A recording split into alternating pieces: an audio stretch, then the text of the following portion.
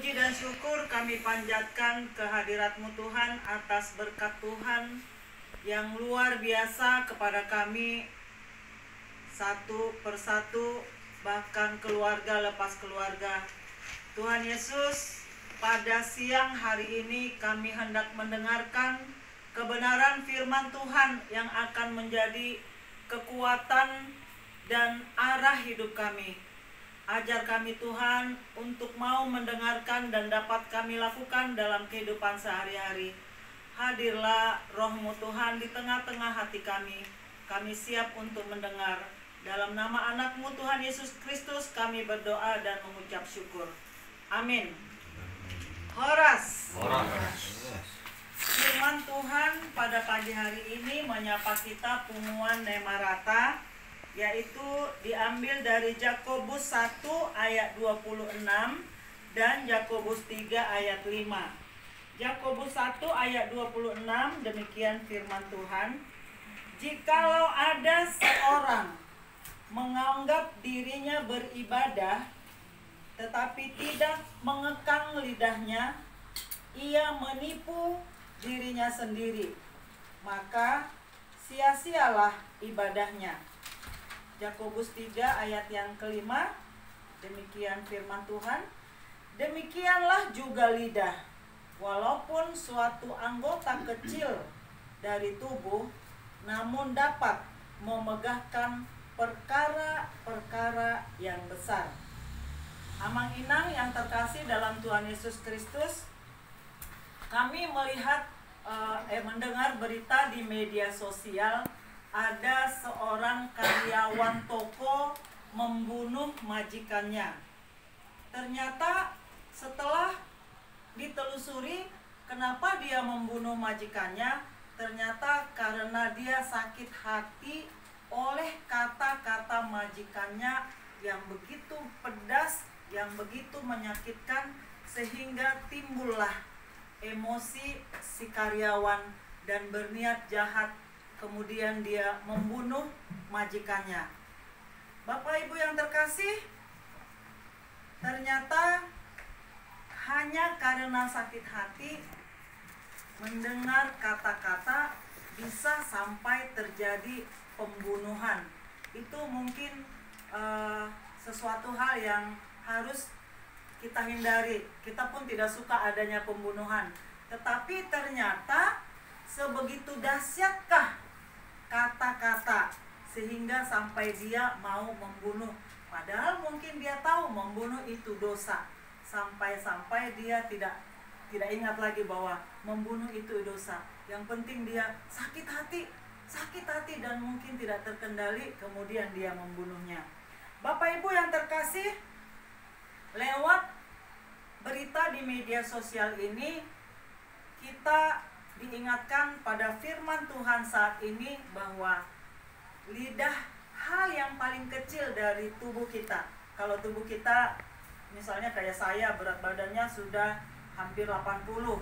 Nah, lidah itu hanya kecil, hanya kalau dihitung 2 kali 6 cm mungkin. Dari yang tinggi saya 160 tinggi saya, tapi hanya 2 cm kali 6 itu lidah. Tetapi efeknya begitu besar, Amang Inang yang terkasih. Maka lewat cerita tadi, saya mau membuat ada 3 hal untuk mengekang lidah kita. Yang pertama, jangan boros berkata-kata. Kalau dibilang boros berarti yang tidak penting jangan dikata-katakan ya. Kalau boros tentang keuangan, kalau nggak penting jangan dibeli gitu ya. Nah, di sini yang pertama yaitu jangan boros berkata-kata. Berarti yang tidak perlu jangan keluarkan. Artinya bersisir dulu baru berkaca, berpikir dulu baru berkata. Apakah perkataan kita mungkin menyakitkan hati orang? Apakah mungkin perkataan kita bisa membuat orang sedih? Apakah perkataan kita membuat orang jadi membunuh karakter? Kadang mau karena kata-kata kita membunuh karakter orang, sehingga orang tersebut menjadi malu, orang tersebut menjadi sedih, orang tersebut menjadi terhakimin. Nah, jadi yang pertama yaitu jangan boros kata-kata. Kemudian yang kedua, kalau kau tak mau disakiti orang dengan kata-kata, maka kau juga jangan menyakiti orang dengan kata-kata. Apa yang tidak ingin dilakukan orang kepadamu, maka jangan lakukan. Ini mungkin firman Tuhan itu dikatakan seperti pedang bermata dua. Saya menyampaikan bukan berarti saya benar. Saya menyampaikan untuk Amang Inang dan untuk saya juga. Pedangnya bermata dua. Tu nama BG jala tu nama katahon. Maka di sini dikatakan, apa kata-kata yang tidak suka kita dengar dari orang lain kepada kita, maka jangan sekali-sekali kita membuat itu kepada orang. Itu yang kedua. Yang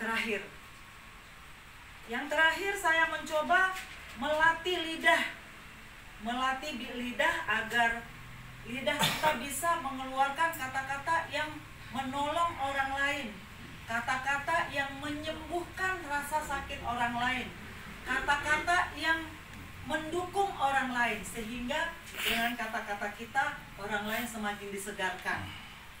Berarti kata-kata ini sangat dahsyat, Amang Inang.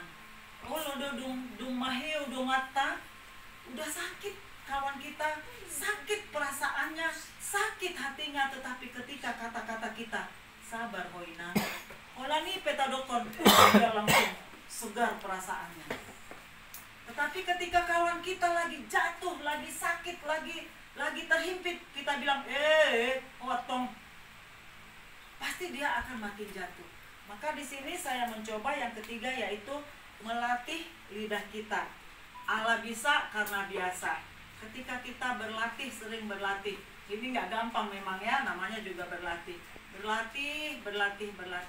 Sehingga ketika kita berlatih mengeluarkan kata-kata yang membangun kawan kita, berlatih yang kata-kata yang menyemangati kawan kita, maka kita akan terbiasa. Amang Inang yang terkasih, punguan kita Nemarata, saya pada siang hari ini memberikan aplaus kepada keluarga kita Nemarata, keluarga besar. Karena di keluarga besar Nemarata, ketika ada yang kesusahan maka dikuatkan. Ada yang kawan yang terjatuh dibangkitkan. Ada kawan kita yang semangatnya lemah dibangkitkan. Tung suadong dope di punguata yang saling menjatuhkan satu dengan yang lain. Maka lewat firman kita saat ini, punguan Nemarata semakin dikuatkan sehingga semakin menguatkan satu dengan yang lain. Sekali lagi saya baca, yaitu Yakobus 1 ayat 26. Jikalau ada seorang yang menganggap dirinya beribadah, tetapi tidak mengekang lidahnya, ia menipu dirinya sendiri.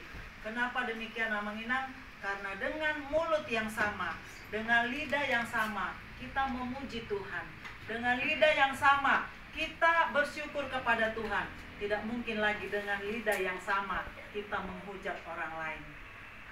Biarlah firman Tuhan pada siang hari ini menguatkan kita, sehingga kita semakin hari semakin melatih lidah kita. Amin, kita berdoa. Terima kasih Tuhan atas firman-Mu siang hari ini yang begitu indah mengingatkan kami agar kami mau memakai lidah kami yang kecil dari salah satu anggota tubuh kami untuk bisa menguatkan hati sesama teman, memberi semangat kepada sesama teman. Biarlah Tuhan kami tidak memakai lidah kami untuk menjatuhkan orang lain. Biarlah kami tidak memakai lidah kami untuk menghujat orang lain. Biarlah Tuhan kami pakai lidah kami untuk lebih berarti.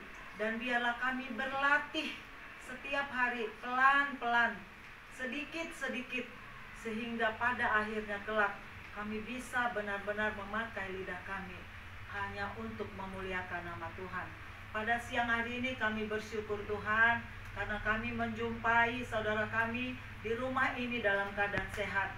Biarlah kiranya Tuhan memberkati keluarga ini, berkati rumah tangganya dan anak-anaknya Tuhan. Berkati rumah ini untuk keluar dan masuk, sehingga lewat keluarga ini nama-Mu dipermuliakan. Kami juga mendoakan semuanya punguan Nemarata, Boru, Bere, Ibe Bere, dan keluarga kami, Pahopu kami, Poparan kami dimanapun berada Tuhan. Biarlah Tuhan yang selalu menyertai kami. Terkadang kami tidak bisa bersama-sama setiap saat dengan keluarga kecil kami Tuhan. Tetapi lewat firman Tuhan, berkumandang kemana saja, biarlah firman-Mu yang selalu bertumbuh selalu di dalam keluarga kami masing-masing. Ajari kami Tuhan, jika beberapa waktu yang lalu kami melakukan kesalahan, jika beberapa waktu yang lalu kami melakukan kelalaian, Tuhan, ingatkanlah kami Tuhan lewat firman-Mu. Bapa di sorga, jika ada keluarga kami saat ini yang dalam keadaan sakit, yang tidak bisa kami sebut satu persatu, biarlah Tuhan juga yang selalu menyertai mereka. Terpujilah Allah kami menyerahkan kehidupan kami sekarang, esok, sampai selama-lamanya hanya di dalam nama anak-Mu Tuhan Yesus Kristus yang telah menebus dosa kami. Amin.